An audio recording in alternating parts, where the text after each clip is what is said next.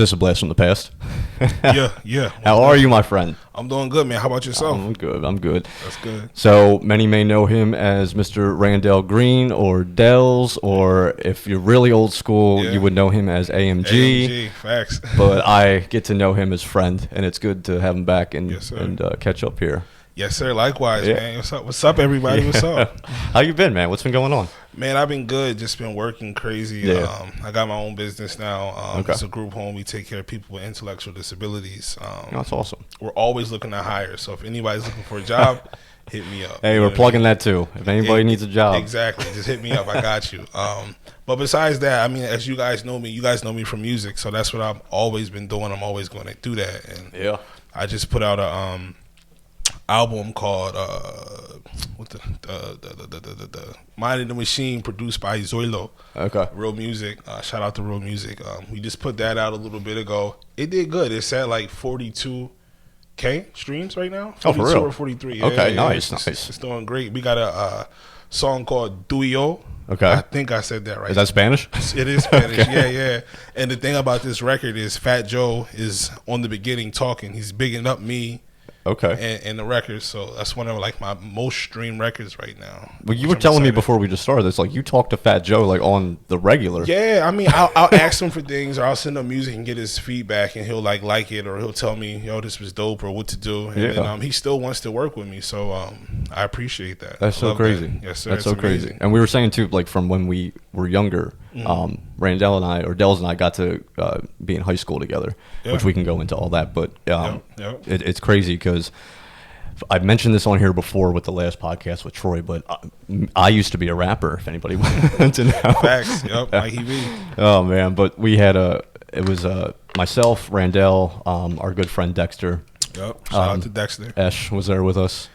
Yeah, sometimes. Yeah, he was in there. Yeah, sometimes. A little bit. We would just mess around with him and wrestle him. Yeah, true. Facts. I still remember in Dexter's house the one night when we were done writing, you guys just started like wrestling with everybody, and then Esh came over and you just picked him up and like started spinning him around. Hey man, you mean it get like that sometimes? You know, we're young, stupid. That's how we fun, get. You know, yeah, but definitely.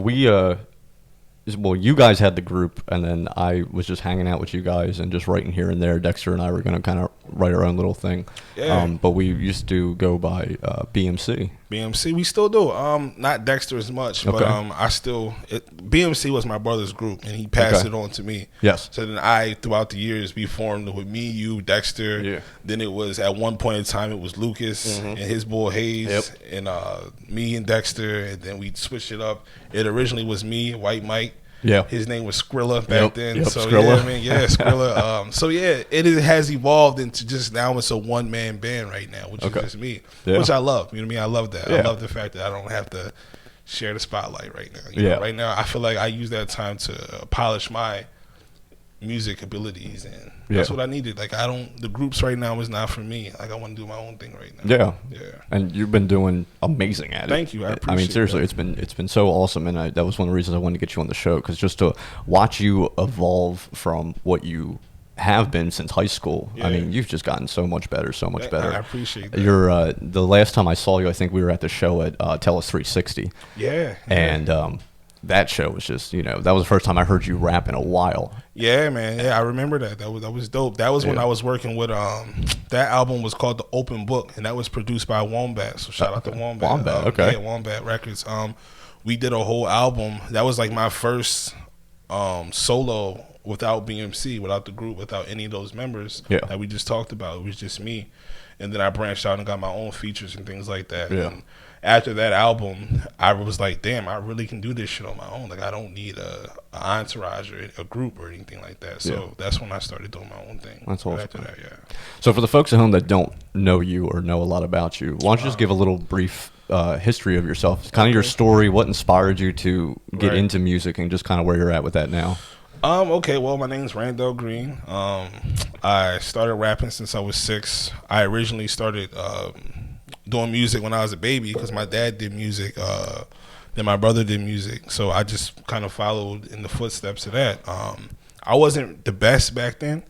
I wasn't too... I mean, I was cool. For my age, I guess I was nice. But as I got older, I became bigger. You know what I mean? I know I'm good now. You know what I mean? No one can't really tell me I'm not. You know what I mean? I know. You know, I know what it is now. So, I don't know. I'm just a cool nigga, man. You know, it's just like confidence. That's the first thing you gotta have when you get in the game. Definitely gotta have confidence. Most definitely, yeah. But I'm trying to think. Where do I start? Like, I went to Peckway. The only reason why I did go to Peckway is because I got expelled from Coatesville School District. It was a whole thing where we were playing basketball and these kids, like, they kind of like played me and we lost money. So then I told the guy I was going to stab him. So then we was in the art room. So I was like, yo, this is my perfect opportunity to stab this. Can I cuss? Yeah, go on. Perfect opportunity to stab this motherfucker. So I was like, you know what? I'm going to get him now. So I took the scissors and ran. Yeah. The teacher caught me, flipped me. They expelled me from school, you know. So then I had to go live with my pops. And then that's how I went to Peckway. And which it wasn't the best start for me because I was the only black person in the school besides Jamal. Rest in peace to Jamal. But R.I.P. my man. Yeah, but after that, I mean, people just start, you know, I didn't tolerate racist shit. You know what I mean? I did what I had to do. Yeah. And then I think after a while, people just got used to me. Like, he's not going nowhere, you know what I mean? So then I started making friends with people. Yeah, so. I think that's the culture shock when you step in that position because I half of my childhood I grew up in Coatesville with my grandmother, and you know, just even coming out of that to going to Peckway, being in the middle of a cornfield, literally. Yeah, yo, that shit was cool. When I first got there, it was I think we went to a school called Laycock or something. It was some weird Laycock shit. Elementary. Yeah, and I was telling my dad, like, yo, this school is named after a penis. Like, what the fuck? Like, so then I went there and it was just me, and then I think that's when I first met Brad Barnes and Danielle Kresge and Nikki Weaver. Like, I met all these people, and then I met Jamal, and he wasn't really fucking with me at first either. And I'm like, nigga, like, we're black. Like, what the fuck? So I felt like an outcast for the longest time. Yeah. But then I feel like what kind of broke the barrier for me, if I recall, was it was in gym class. We were in gym class, and we had to join this soccer team. It was an inside soccer team. I think we were called the Unbeatable Butterflies. Oh, okay. I think. Don't quote me on that, but I think that's what we were called. Hey, I wouldn't want to play that team. No, we were whooping ass. I'm trying to tell you, we were whooping ass, and then, like, that's how we all became friends, you know. Okay. And then pretty much then it worked for me. I mean, I still had to kick some ass and get suspended for punching people in the face. But other than that, I mean, it was good. It worked out for me. Good. So where did you said the music started for you around since you were born, basically. Your dad was always into it. What really inspired you to move forward with, rapping and what you did? To be honest with you, completely honest, when I took it seriously, like seriously serious, when I first saw 50 Cent. Okay. That's what made me. I saw him. I saw the video Wankster. I was suspended from school actually when that video came on MTV Jams. I think it was. So Get Rich or Die Trying. I had to sneak to watch that movie from my parents. But that movie, that shit was dope. But I saw that video and I saw him and I just saw the way he carried himself and how the way he looked and everything, his image. I'm like, yo, I want to be like that. I want to be like that. Like, that's what I want to do. So I started taking it serious. And in the beginning, the things I would talk about, I was lying. You know what I mean? I was talking about shooting people. I never shot a gun. You know what I mean? 12. You know what I mean? I never did that shit. But he did it. So I was like, yo, this is cool as shit. I want to do it. I'm going to talk about it. So then after a while, I kind of like, I talked with my man Dexter, and he was like, yo, man, like, how do you want to tell the story? Like, how do you want to tell your story? Like, you want to live through someone else, or you want to be you? Like, you got to figure out your own lane and do that. Yeah. And after that, I took over. You know what I mean? Like, I feel like, like, I'm going to tell the truth, be honest. I mean, everybody exaggerates in music. You know what I mean? But for the most part, I kept it a G. So that's good. Yeah. So when you released mixtapes when we were in high school, I remember that. Yeah. So we did that. When did you feel like your first official, this is Dellz coming out mixtape was out? That was BMC3. BMC3. But again, that was not when Dexter he kind of left the group at that time. I think you weren't in the group either at that time either. So it was just me, Jamal. There were still some songs with Dexter that I found in the crate that I put on there. Yeah. My brother, his brother Ron. So after that, I was like, you know what? I guess I can do it. So I just stopped recording music. Yeah. And then I came to Lancaster. That's when I met Wombat Josh. Okay. And then we kind of just like came out with this 90s hip hop type album to where I think that's the time Jamal passed away too. R.I.P. again to Jamal. Yeah. So I was in a real dark place for that whole album, and if you listen to the album, it's some pretty dark parts in there, and I talk about his death and how people who he thought was his friends, they didn't even come to his funeral. You know what I mean? So that like, yeah, it really put me in a really dark place, and then. But yeah, I forgot your question, man. No, you're good. This is perfect because it's real, and with Jamal's death too, I think everybody was shocked by it. That knew him, and I knew that was something that kind of sparked a flame under your ass to get going with it. Did. I mean, it made me almost want to quit music because I felt like every time we talked about music, it was always together. Like we were going to do this together. We were going to take on the world by storm. Yeah.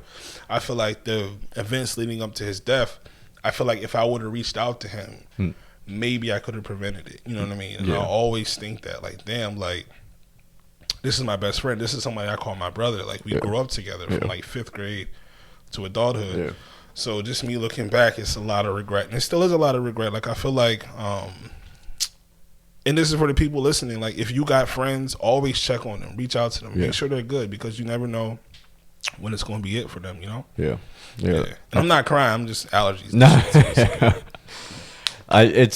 It's sad in today's culture, too, with just how easy I think it is to just let the pain overtake. Right. But for people like that are in your position, like how you used your pain, not even just your pain, you know, we don't have to keep talking about that, but like your joy, your happiness, your good times. So how much, at what point in time did you feel like, look, all of this is just culminating inside of me, I got to let it out? Because I really think that started to happen with the Gorilla Tape, which is one of my favorites. Thank you, I appreciate that. The Gorilla Tape, that was pretty much when I came to Lancaster. Like, I knew all the people who did music, like the Laddie Morans, the Yo Boy Peanuts, the Boss Statuses, the Choreos, Billboard G. Like, I knew these people, but they didn't know me. You mean, I was in Lancaster, but they didn't necessarily know me. So I felt like that was my coming out party to let people, to reach out to them guys, and let them, you know, hear what I got. And it was cool. It went good. It went great. It wasn't much like, because like mixtapes are usually songs that you have from the past, old, and you just throw them on them shits and put them out. So it wasn't really I knew where I was, like, I knew my ability, so I knew it was only, I knew what I was going to do with it when I got those features and stuff like that. So yeah, but again, I don't know if I answered your question. Yeah, you're good, man. Just keep going, keep talking. Yes, sir. So you have released the Gorilla Tape. Was that a mixtape or an album? That was a mixtape. That was a mixtape. What was after that? After the Gorilla Tape, it was The Mind of the Machine, produced by Zoilo. Yeah. Okay, and then Zoilo wrote music. You got a new one coming out. I got a new EP coming out. It's called The Marvelous Five, The Lust God. Okay. And what that is, it's like I stole the whole concept from the Avengers. You know how they got the Avengers Endgame and the movies and shit with them. So and then they got the superheroes who branch off into their own movies. Yeah. So this EP is a phase 1. Okay. The Lust God, and then there's other phases of it, like Marvelous Five, the Joker or the Hurt King. There's different types of phases in this whole project I'm doing. So this is just the first phase, and this is telling the story of my love/lust life. Where I'm at now with everything. So it just 5 songs, but it pretty much shows my vulnerable side with women. Okay. And I talk about it. Very sexual. Women gonna like it. It's dope. And y'all gonna fuck with it. I'm singing in it. I don't sing too much, but I really wanted to try out the singing shit. And it came out really well. Like, why the singing shit? Why is everyone going to the singing shit? Man, listen, like, women love singing. You mean it's like, chicks, like, everybody rap. Everybody can rap. Everybody can rap or at least put words together and shit. But not everybody can sing. Yeah. And I can't sing too well, but when I'm in the studio, I sound like Chris Brown and that motherfucker. So, and chicks like it, man. Like, chicks love people who can sing. They love songs where you're talking to them and things like that. So I was like, you know what? Let me try something new for myself. And let's just see how it goes. And I sent you the first single. It's called Feel It, produced by Cold Melody. So Cold Melody. All right. Let's take a listen, everyone at home watching. Bring this up here real quick. And I got a chance to listen to it before this, and I'm just saying. Yeah. Damn. I'm not playing with him. I'm not playing with him.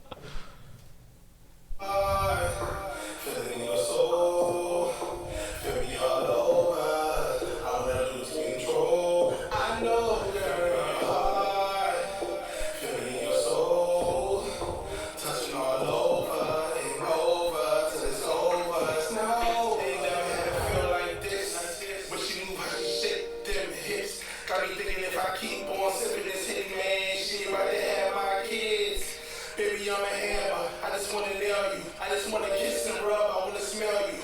You the one, and I shouldn't have to tell you, girl. You know better. Stop playing. I'm good with my words. Good with my hands on your shoulders. I'm loving you first. Kissing on your back, then I do it in reverse. See, I love that simple, and then just going back into it. Yeah, most definitely, yo. The more you moan, I go. When I go fast, you say slow. On top, hands squeezing on your toes. Gotta reach, you can feel it in your soul. And when you feel it, say never let go. I want the grim deeper, penetrate deeper. Whole different women off tequila. Let me do anything I want, anything I want. The night gets better, kisses in your ear. The lips get wetter, so deep in our grip, don't slip. I won't let it in your heart. Feel it in your soul. When y'all hear this part, ladies, just close your eyes, you know what I mean? And just I don't sing much, so when I do, just rock out with me, you know? You got a good singing voice, though. Yeah, that's shout out to Zoilo. That's a Zoilo. Yeah. Is that your producer? Yeah. Okay.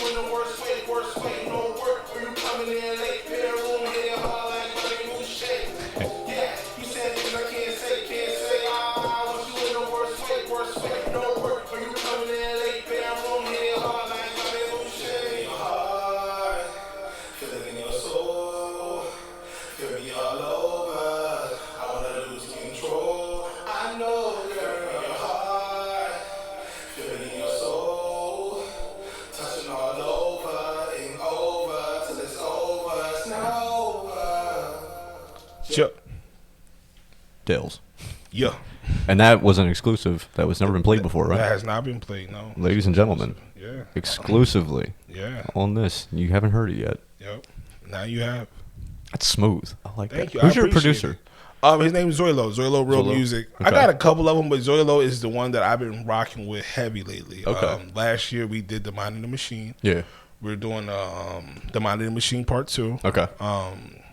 So yeah, man, he shoots all my videos. If you guys see my last like 6 or 7 videos, he shot them. Honestly, he's one of the dopest visual guys out there. So if you guys need videos or recording time, so he doesn't just do the audio; he does the video. Does everything, dude. Anything I need, he got me. So you need to have a good producer like that. Oh, he's a beast. He's definitely a beast. Oh man, so that's gonna be on the new mixtape.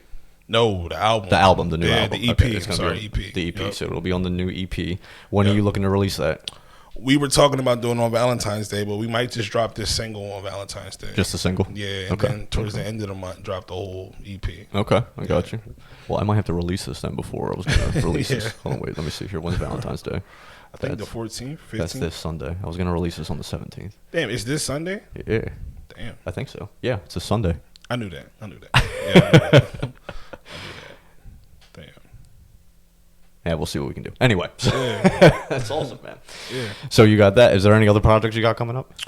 Yeah, just the Marvelous 5 stuff, like the different phases of it. Like I said, Open Book 2. Yeah. I'm trying to work with Yo Bull Peanut. I don't know if you're familiar with him. Well, you had him on a feature before, right? Had him on a couple, yeah. That's the guy. Because Peanut, if you come to Lancaster, and Peanut's been around for a while. I mean, that was one of the first ones that I heard. Yep. You know, back then that was like semi-famous from Lancaster. Now he's he is famous. He's famous. I'm saying he's famous now. I'm talking about back then. But you knew about Peanut. I was like, okay. Yeah, Peanut's the dude. We're trying to put together a compilation album. We're trying to just our schedules and trying to get him down. He's busy, super busy. Oh yeah. Once we get that, it's gonna be a wrap. That's awesome, man. Yeah, it's a wrap. I always loved Baby You.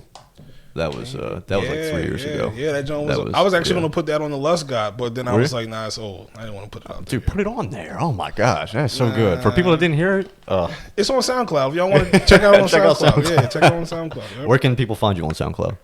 Because I just searched Dellz and you popped up, but you were like 7th, so I'm trying to get you up to number 1. Yeah, I should be number 1. Maybe Dellz All Day or something. All Day. Yeah, number 7. I don't like that number. Actually, that's a lucky number, so that might be all right. All right, number 7 is gonna be lucky, and then we're gonna get you up. Yes, sir. You got it. I think it's Dellz all day, or just DELLS or Z. There's 2 accounts. There's 2 accounts. Yeah. Let me see which one I did. Just so I can give the people the right information. Right. I want to give you the right information. Let's see. I mean, or you could just follow me on Instagram, and then I can send you, if anything you want, I can send you it. It's Dellz for Life. DELLZ, the number 4, LIFE. LIFE. Dellz for Life. Like yeah. that. Yeah. I'll follow you back on Instagram.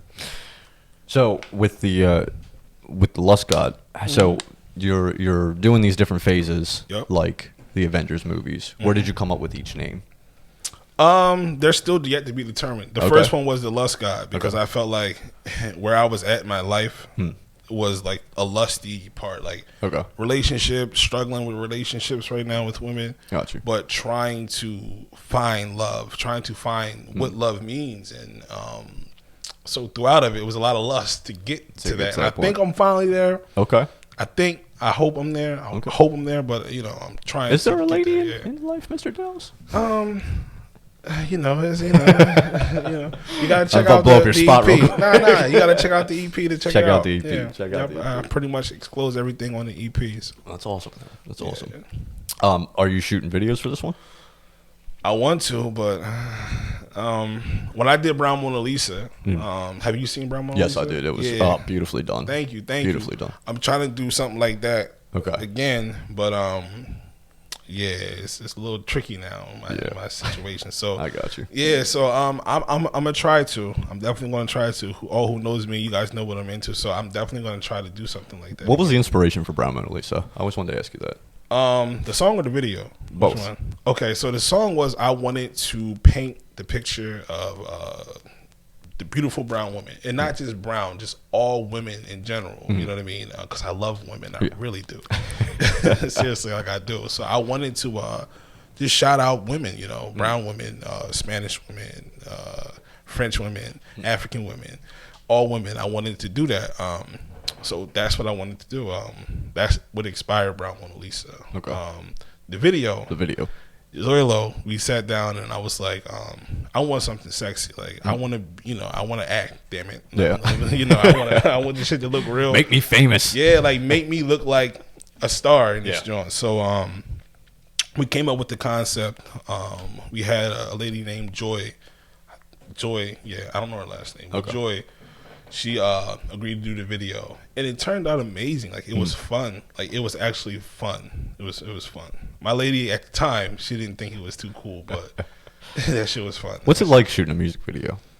I've never done that. It depends. It depends what it is though. But that was my all-time favorite because of the way it went. Yeah. But it is cool. It's kind of like acting. You know what I mean? Like it's just like you get to like what you're talking about in the music. You get to live it out and things like that. It's pretty dope. I think music's more visual than anything. It's becoming, If you had, just even remembering, like, sitting back, like, listening to, anything, you always put on music for a certain mood or a certain emotion, or even if you're just rolling down, the street just listening to music, like, you get that daydream type thing. Most definitely. So be able to put that into video is so awesome, and be able to watch like your creativity come to life actually, because it's not just coming through the ear holes. It's now you're experiencing it, like what you're feeling. Yeah, most definitely. Yeah. Now that was the only video you shot, or there was more? No, I shot. We shot a lot of videos. We shot The Beauty and the Beast. I had Alexis Kresge. That's right, I did. See that. That shit was dope, man. She's amazing. Yeah, that was her first time, and she looked so good, and she was so professional. Yeah, I'm trying to get her on here actually to talk about her fitness stuff. Yeah, I got you. I'm gonna hit her up and tell her. All right, Alexis, you're coming on one way or another. She has to. But yeah, we did the Beauty and the Beast. Like I loved that video. The concept was like the actual movie. We wanted to do that to where like we were trying to find each other, but we never end up doing. When we do, I just passed the rose, I think, to her or something like that. I did Quarantine freestyle video. That joint was fun. Was that for Rona? For who? Was that for Corona? Or was that before? No, this was during the. That was during the virus, quarantine. Right? Yeah. I guess it's still going on. That was on. That was on the Mind in the Machine. That was like some just to show people I could still rap. Like even though I'm doing all this extra other shit, I can still rap. You know what I mean? That's what I do. I rap. So that was that. That was the quarantine freestyle. I addressed some things on it that was bothering me about some people. I'm not gonna say the names. Listen to the record, you know what I mean. But yeah. So I did that. What else did we do? Go a little back. We did the Fuck Your List freestyle video. Okay. It's a 7-minute video where I'm just like rapping. The beat keeps changing. I just keep rapping and shit. So that was fun, but it took a long time to shoot, like a whole day. But it was fun. It was cool. The beat switching thing, or just going straight through. I love the oh my gosh, what's it called? Hunter Hutton by Meek and Wale. Yeah. Oh my gosh, that was always my favorite. Well, especially because like I was always a Meek fan. You know, Philly boy. Shout out to Meek. Philly boy. He had to represent. And then Wale, I always loved Wale's poetry. You know, Wale's dope. When he started out, I knew what the business was trying to do to him. They're trying to turn him into that pop rapper, that pop singer, and you could just tell in his voice, it's just like that's not him. And then the mixtape About Nothing, when that came out, that shit was dope. That was over. Fire. That was so good. Yeah. So I like Wale. Well, speaking of that, like who really inspired you besides 50 to keep going, and how did that develop your flow that you have now? Let's see. Fat Joe, definitely. Fat Joe. You know, and you're talking to him now. Exactly. That's crazy, man. It is crazy how that shit works out. I can't believe you're talking to Fat Joe, bro. It's crazy how it works out, bro. Like, yeah. So 50, Fat Joe, Jay-Z, Yo Boy Peanut. Like, for me, it's not necessarily famous people anymore who inspire me anymore. It's like people like Devontae. Thedius. I think I always get his rap name fucked up, but Devontae. I'm trying to think. Thede or something. That's my nigga though. Him. Okay. He inspires me a lot because he's a young boy. He go hard. Luke. If you're watching this, I think I know you. But I don't. Lucas. The evolution of Lucas. Yeah. That nigga inspires me because he's always like changing. Like every time I see this nigga, he got some different stuff out. Like I knew Lucas when he was like rapping. Yeah. Now he like turned into this. Lucas is dope, man. So he inspires me. He pushes me too. Who else inspires me? The battle rap scene. Mark Baker. Ball Status. Yep. He inspires me. That aggression that he brings and gets out, that shit gets me. Yeah. Shout out to Corio. Corio is dope. He's in Lancaster in the city too. Okay. He does his thing. His wife, she's amazing. She really like. Corio's cool, but Jess, she's dope. Like I fuck with Jess's stuff. Like I said, it's dope. Is she a singer? Or? Yeah. She sings. She's been doing. She's been covering some things on YouTube. I've been peeping them, Johns. Yeah. You have to send it to me. I want to check that out. I got you. Who else, man? I fuck with Laddie. Laddie. Yes. Shout out to the boy. His shit's dope. I'm not trying not to forget anybody. I'm trying to think who else. You know what I mean? But it's hard when put on the spot. Just be like, we shout out all you. We love all you. Yeah, shout out to Lancaster, man. There we go. Shout out to Lancaster and Coatesville. Shout out to everybody. Shout out to my brother Bonnings too. Malik Ali, my fault. Okay. Yeah, he changed his name. Malik. Yeah. Okay, Malik. Is he on YouTube or anything? Yeah, he just dropped a song today. It was a freestyle. Oh, nice. That shit was cool. It was pretty dope. Is he just straight hip hop rapper, or is he getting into the singing too? Are you all singing? He sings. Nah, he's the one that got me to wanting to try this shit out. Okay. He's actually he can do so many things with his vocals and things like that. He sings, raps. But yeah, I mean, he's dope. He's dope too. Good. He's more like conscious type rapper. So if you like that conscious, really thinking, that's the guy. That's what he does. Yeah. I check him out too. Yeah, I mean, I'll be honest. I don't. You know me from back in the day. Like I loved rap, and it's always gonna be a part of me. I love it. I love the poetry behind it, but probably like. I don't know. I want to say like 2015, man. The mainstream scene of what you would call rappers now. I haven't listened to anything. People call it to me like I don't know the little Uzi Verts or the Travis Scotts or anything. I hear all these younger kids. I mean, I'm dating myself, but I mean, you know. But then I get on some of I'll still go to like that Piff or on SoundCloud, and I'll find some underground people that I'm like, they're so talented. I mean, really talented. And that's where I was like, I had to get you on because I was like, you can't. I'm always going to be an old school mindset with that. I love the Nas's, the Jadas, the Casses, the Big L's. I mean, that's just always going to be me. Even the M's. I don't. But I feel like all these old rappers tried to evolve with the younger generation now, and like. I don't know. That just doesn't work for me. Like M's new album for the last one that he had, like he's starting to get that flow. I know he's trying to make fun of it, but I'm like, now you're using it too much. I don't know. That's. Well, I'm never going to disrespect M because once I do pop, I don't want to make an enemy. You know what I mean? So M, fuck that. You keep doing what you keep doing. You keep doing what you're doing, bro. Like I don't want no smoke. But yeah, I feel what you're saying though, man. I feel what you're saying.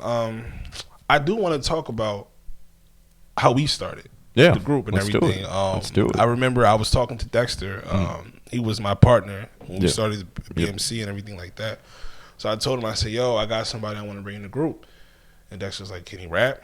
I was like, I don't know, but he can make beats, I think. Yeah. So he was like, all right, bring him. Let's set up a meeting. So then we came, I think, to your crib. We sat there and you played some beats.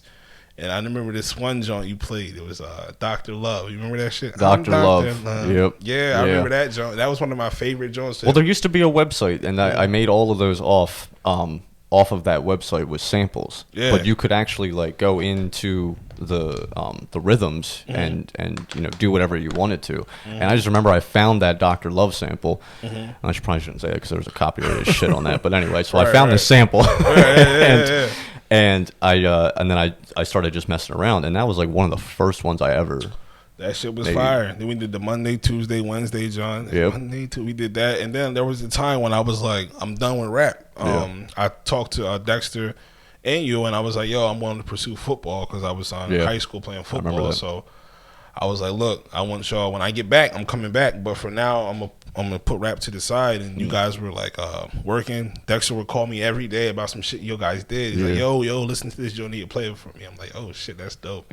I don't think you guys ever put anything out. No, we didn't. You guys had a lot of work. I never put anything out. The only thing that I put out was when Troy was doing his high school.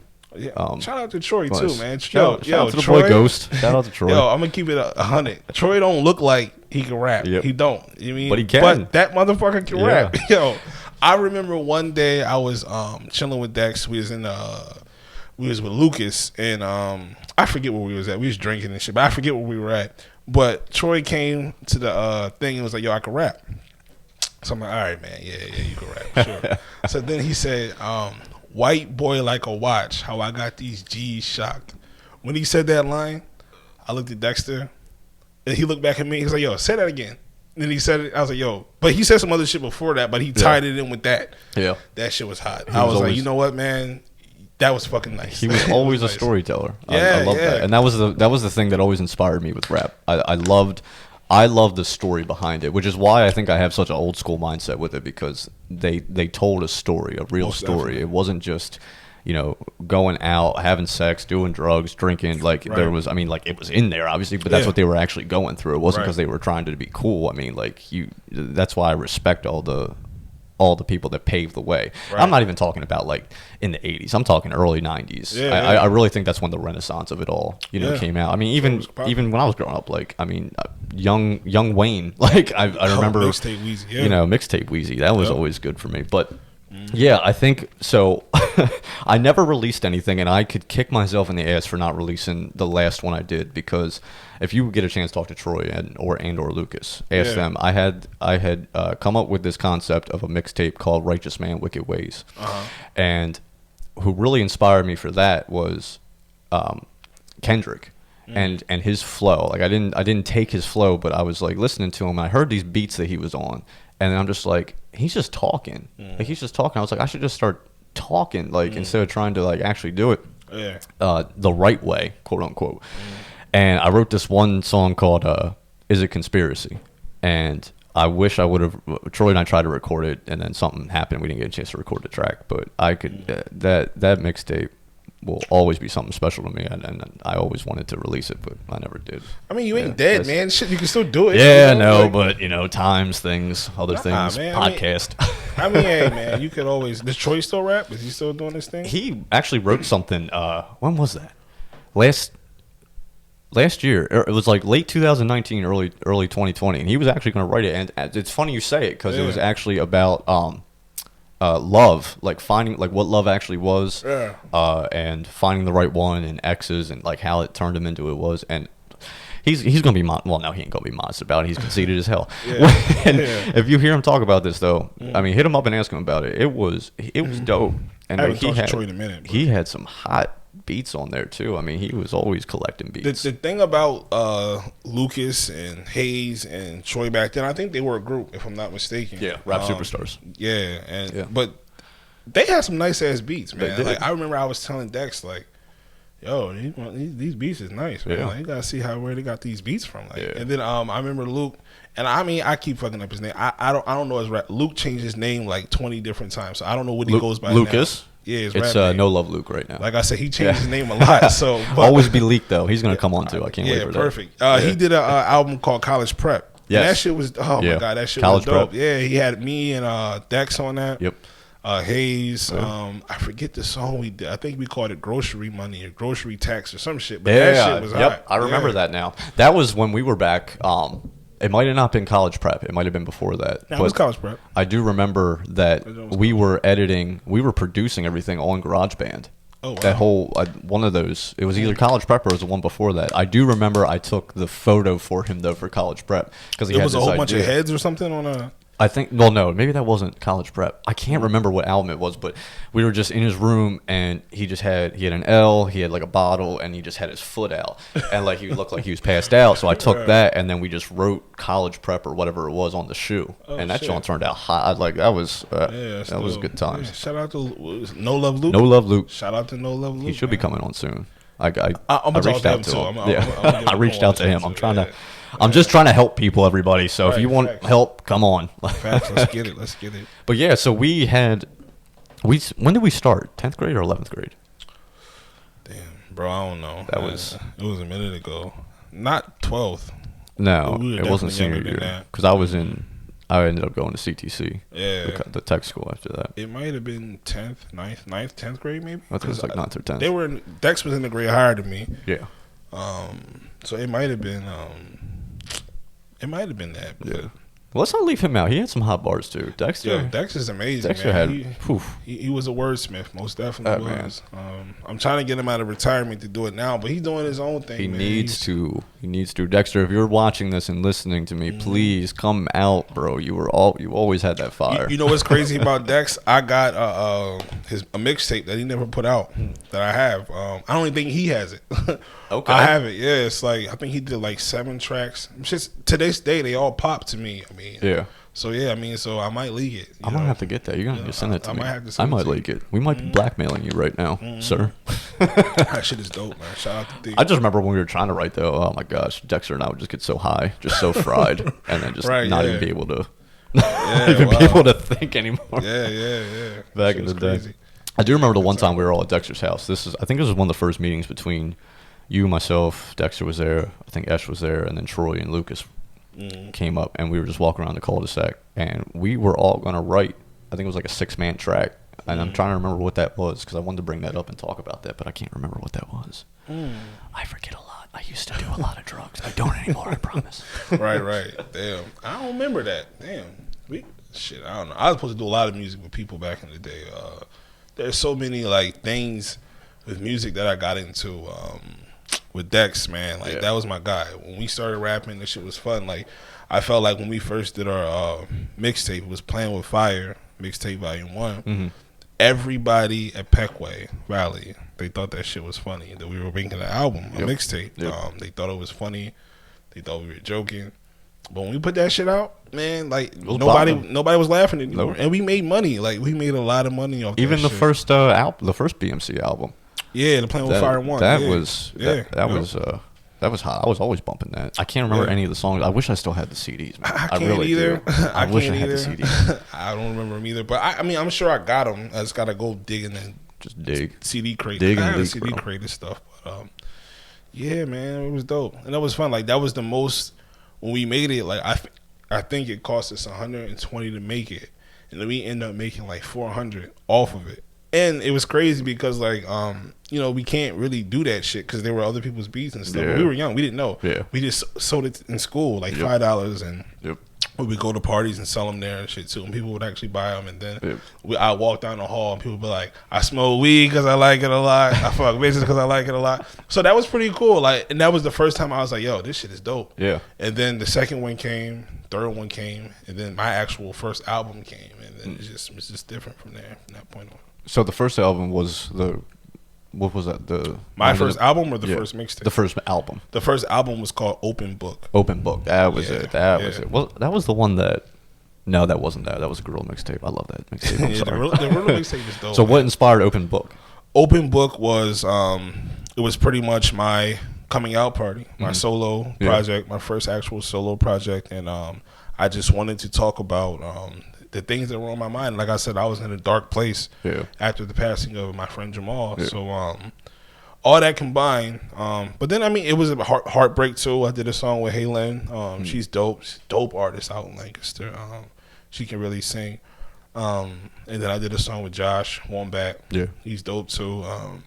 But it just came out good. I'm ready to do an Open Book part 2 because I feel like I evolved from there. I'm not in that dark place anymore. And the music I'm making now is just like, it's crazy. Yeah. Yeah. I mean, even the track we just listened to, my gosh, you know, you feel this whole culmination just come together. Right. You know, of like what you were to what you are now. I'm not saying that you were ever bad back then, but just the wisdom. Yeah, it was okay. Bro, I mean, you were 10 times. You were the best in the group. I appreciate that. I do appreciate that. I really do.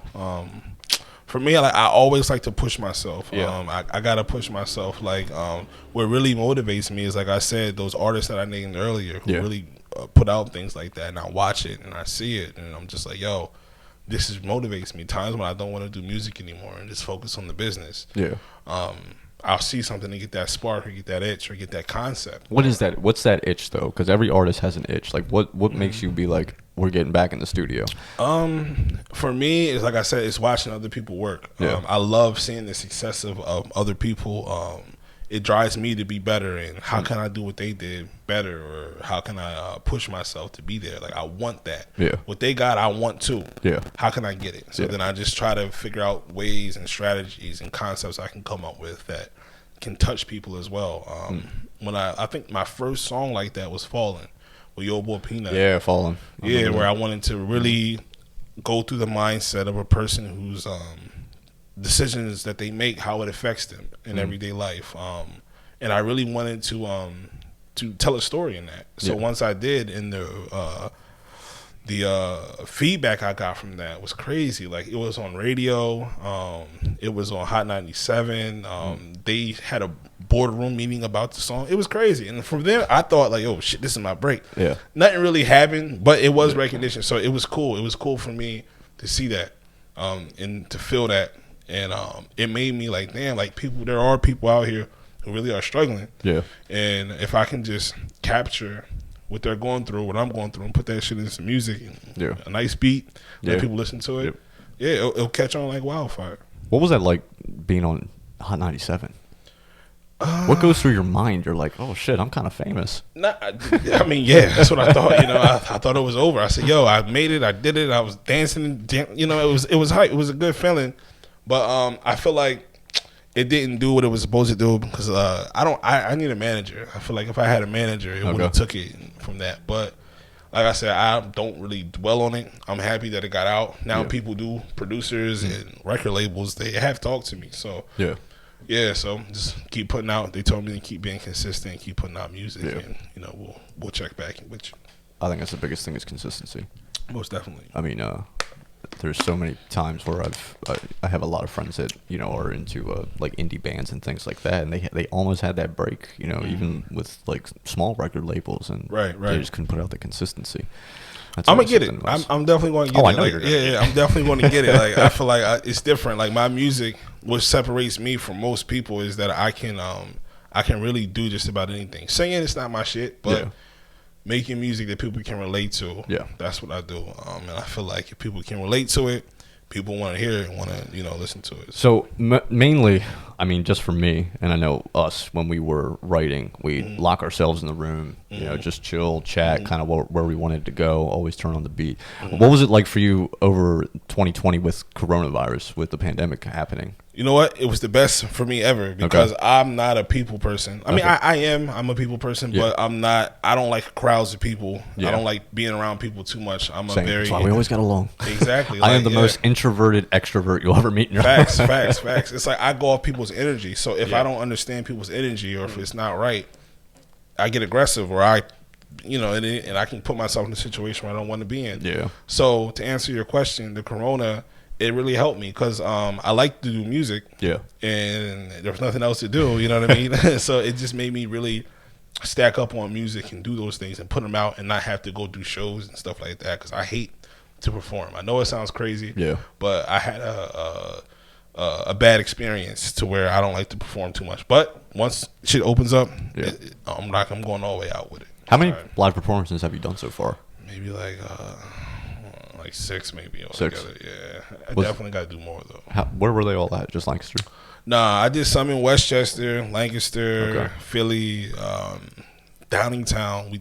We did a bar in Thorndale or some shit like that. A Thorndale bar? That shit was dope though. It was dope. Was it a dive bar? Who? Was it like a dive bar? Small little bar? Nah, it was pretty big. It was it was all right. All right. Nice size. But like I said, once this pandemic shit's done, I'm really going to take it serious and start performing and be more approachable. Like I feel like I'm approachable, but just to be more out there so people can see my face. Yeah, definitely.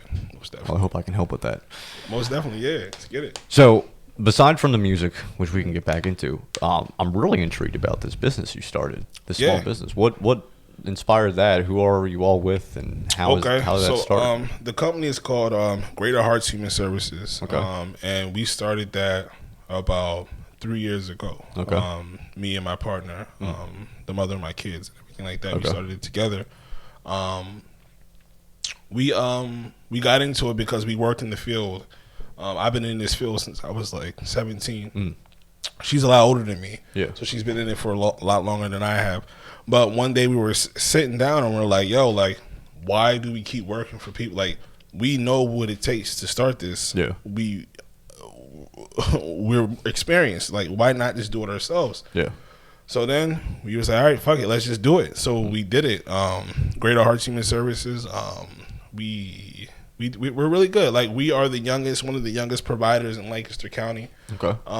We have over 10 individuals with disabilities. We have over like 10 houses. 28 staff right now. So wait, what exactly is it? I mean, I we take care of people with disabilities. So we provide the home and things like that. We put them in our homes. We find staff that are compatible with those individuals who like to go maybe like baseball games. They want to go to baseball games. We'll make that happen if they have doctor's appointments. It's just like pretty much a companionship. So it's like that, but for the intellectual disabilities. So it's dope, man. It's like, for me, I like it because I like helping people who can't help themselves. I get a joy from that. I really do. It's like you see people with disabilities and people think that they're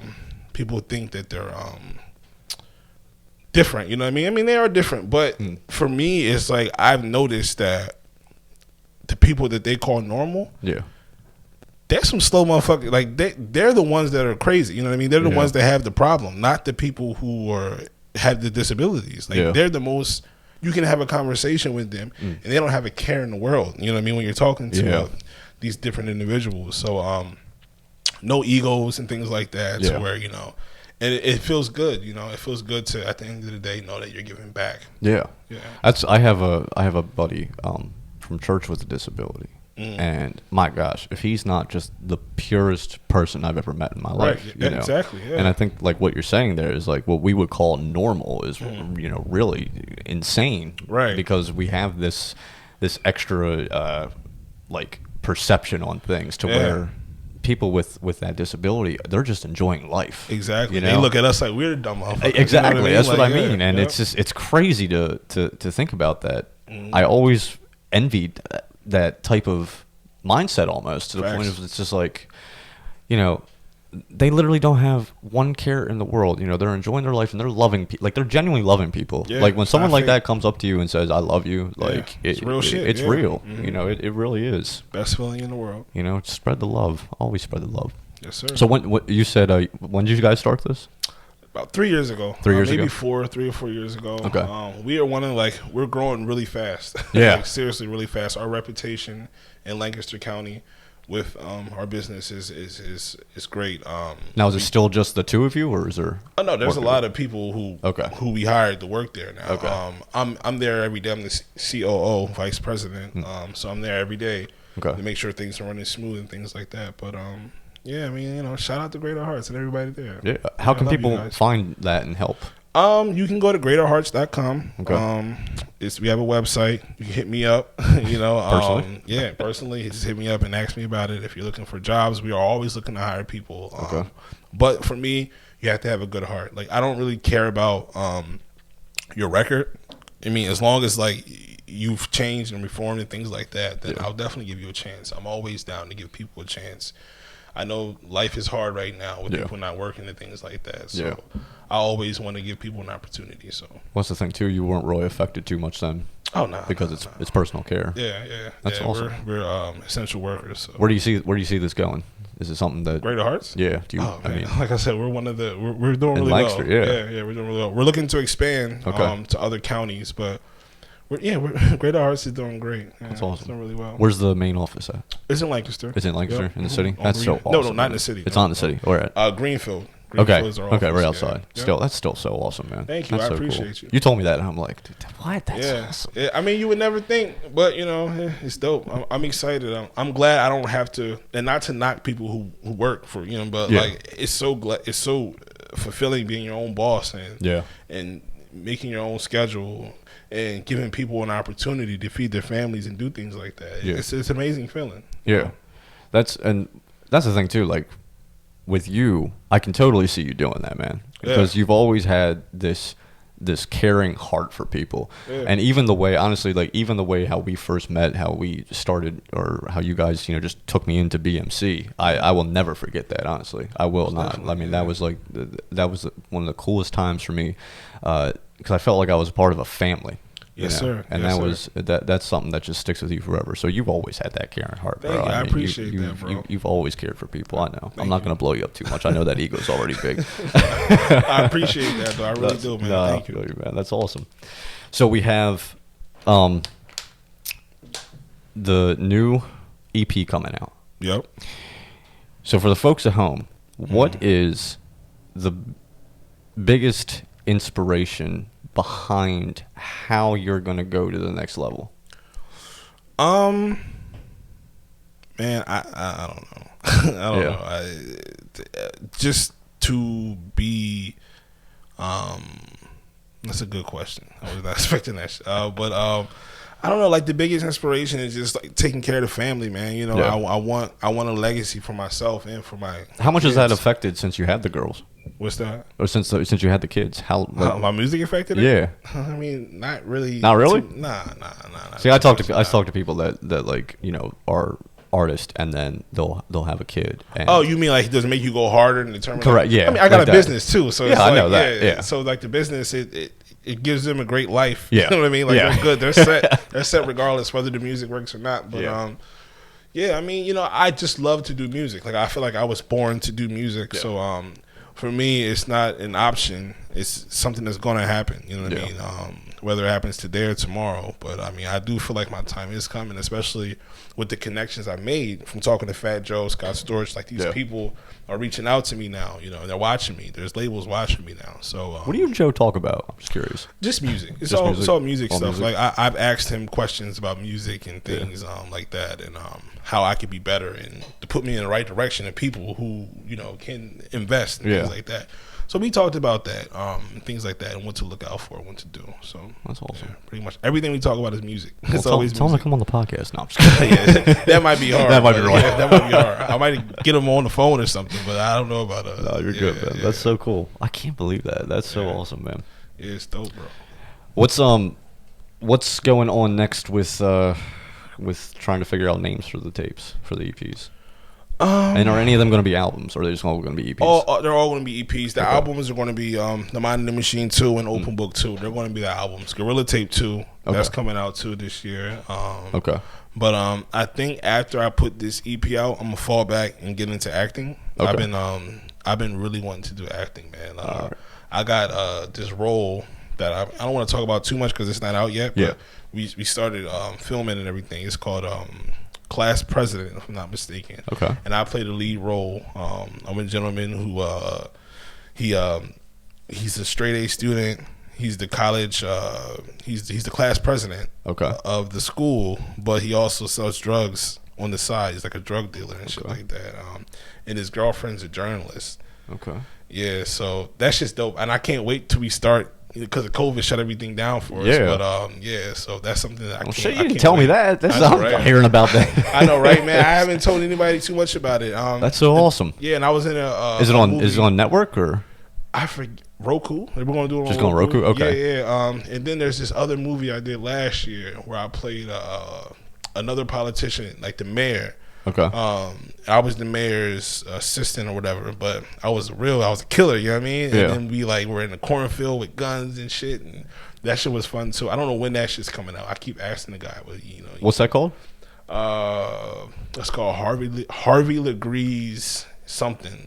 I forget, but Harvey Legree's that shit's dope. I got pictures from it on my Instagram from the movie, so I'm excited. I really want to act. I really do. But they don't know release dates yet. No, for none of them. Not yet.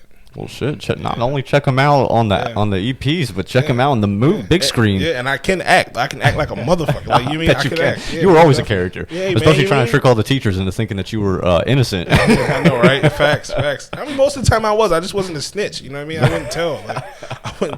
But yeah, most definitely. That's all. So, what made you want to get into acting? You just always wanted to do it, or? Nah, to be honest with you, I always wanted to act because I feel like acting, you can be someone who you're not. You're not getting in trouble for it. Like, say if I wanted to choke a motherfucker, you know what I mean? Yeah. If I got a role where all out the movie I'm just choking motherfuckers, then I get to fulfill my fantasy and, get to live out that. So I always wanted to do things that I know I would get in trouble for. So I'm like, why not act? You know what I mean? So that's what really inspired me to do it. Yeah. I think that's always something that you always put on. Well, that's why I love sales. Why I've always been in sales. Because there's Mike that that's talking to you, and then when you get sales Mike, it's a whole thing that clicks. And I can't sometimes I can't turn it on and off. Sometimes I'll be sales Mike talking to somebody, and they're just like, "You're trying to sell me something." Oh, sure. What do you sell stuff? I used to sell cars. I used to be a sales manager. Yeah, I was sales manager for about 3 years. Damn. And I was making a very good amount of money, and I just felt that I just didn't have a life, man. I didn't. It was. You know what's crazy though? You always been a hustler. You know what I mean? You know what I'm talking about. You always been like that, so it makes sense. Yeah. You always I've known you to always hustle, so you always do that. So I try to get done what I want to get done, and that was kind of the biggest inspiration behind this podcast too. Was always I tell everybody who comes on here, this is your show. This isn't my show. Everybody has a story to tell, and definitely. I want to be able to help as many people as I can, whether they're local artists in general, small business owners, or just people that are trying to tell a story. And even just with your story that you're telling right here, right now, I hope that can inspire somebody to go to the next level in their life. If they're an up and coming artist. I mean, I can be an open testament right now to tell you that we were sitting in a room, just the three of us writing. We had no idea where this was going to go, and now the fact that he is where he is right now, it's been such an honor just to watch that. It really has. I appreciate it. Really has. Yes, sir. I appreciate that. The one thing I did want to talk to you about was how have you learned, or not but what have you learned from every person you come into contact with, being like BMC, myself, Dexter, Fat Joe, Peanut, all these guys that you've done? I mean, what's the biggest thing that you've taken away from other people? Honestly, to never judge. Don't judge a person off their appearance. You know what I mean? If anything, that's taught me a lot. And to always value what people are saying. Just because you're at a certain part financially or just famous or whatever, don't ever think you're bigger than that or that person. That's taught me a lot. you never know. The person you could be talking shit on could be the person that could open the door for you that you never even knew. Mm-hmm. So those things, they always keep me humble and just always keeping that mindset, just to respect everyone. And it might be a stupid opinion, but you know, you always respect it and listen to it. You know what I mean? And you don't have to always take it. You know, you just listen to. Okay, I understand what you're saying. Yeah. You know, and always do that. And that's what it's taught me. Just always be respectful and value people's opinions and things. Yeah. Always listen. Always listen to people, because there's always something behind what someone's trying to tell you. I think so. You know? I'm a big thing of faith. You know what I mean? So I feel like if God put someone in front of you, it's for a reason. Yeah. You might not always see that reason right then and there. Yeah. But then further down the line, you know, it'll pop up. Yeah. Just like here. Wow, this is how it happened. Facts. Just like here, man. Whoever would have thought this would have been like this. You know what I mean? So I'm telling you. It's crazy. It's so crazy. My friend, I am so gracious for you even coming on. It was Thank awesome you for you even coming on. So where can everybody find you at right now? I know you mentioned Instagram. I'm on every music, Apple Music. I'm on Spotify. Just type in my name, Randell Green. I'll pop up. Okay. All my shit's there. YouTube. I'm not too popping on YouTube, but Facebook, I am that nigga on Facebook. So we're going to get you some views on YouTube off this. YouTube too. Yeah, I'm trying to get YouTube popping too. Randell Green. Yeah. And they can find your business at greaterhearts.com. Greaterhearts.com. On Google or something. Just Google greaterhearts.com and a picture of... just greaterhearts.com. You know what I mean? I'll have the links in the description below for everybody here. Perfect. It's been such an honor and a blessing just seeing where you've come from, my friend. I'm so glad we got to catch up. Yes, that was so awesome. Yes, and I just wish you nothing but the best of luck in the future with everything you do. I appreciate you. When I get on, I'm telling people, talk to me. Check out Thank Talk you, to guys. Me. Most definitely. All right, guys. As always, like, share, subscribe if you like what we got. Check Randell out on any of the platforms that he's on. I appreciate you all. I thank you. We'll see you next time. Hey.